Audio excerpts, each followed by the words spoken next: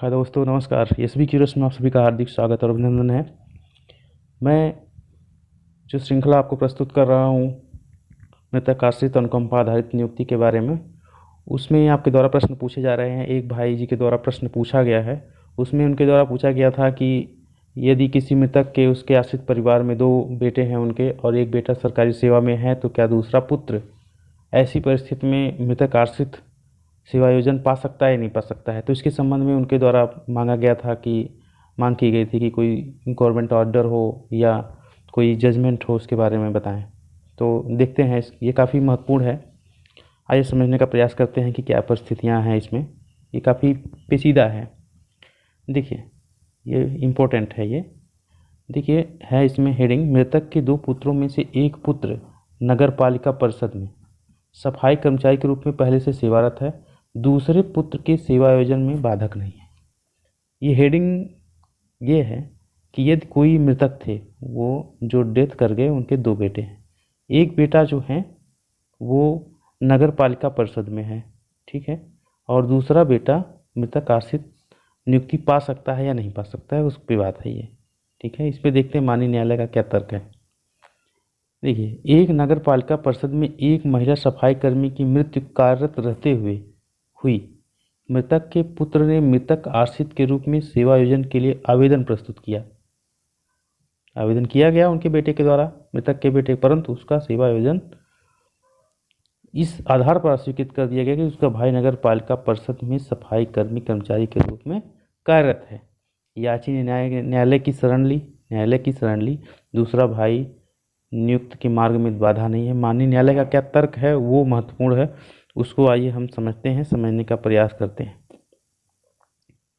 ये उत्तर प्रदेश का मामला है।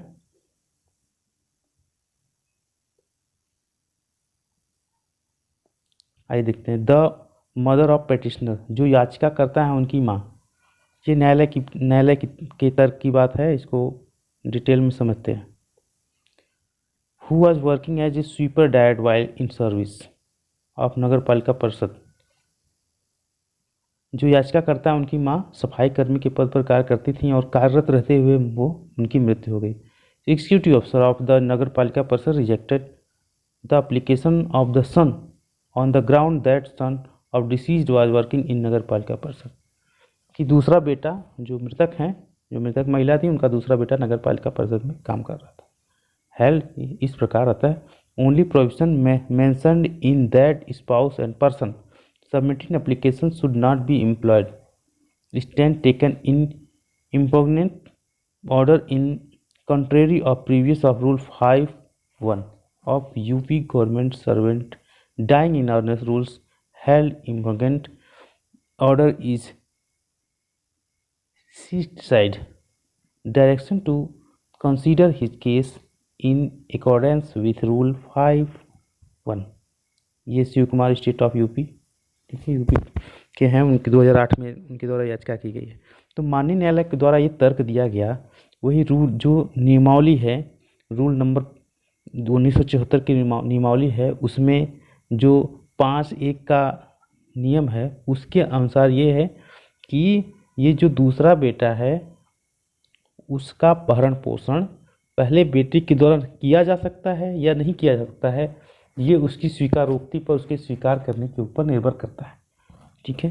तो माननीय न्यायालय ने इस आधार पर निर्णय दिया कि जो पहला बेटा है, एक बेटा तो नगर पालिका परिषद में नौकरी कर रहा है, वो उसका भी परिवार, यदि वो शादीशुदा है, वो अपने परिवार का भरण पोषण कर रहा है, वो ये जरूरी नहीं है कि दूसरे भाई का भी भरण पोषण कर सकने में समर्थ हो या उसकी इच्छा हो।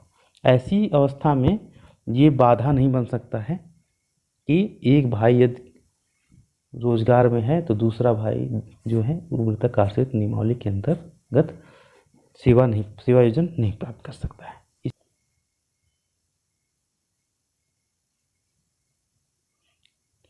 तो इसमें आप देखेंगे कि माननीय न्यायालय के द्वारा निर्णय जो है काफ़ी व्यवहारिक दिया गया, ठीक है।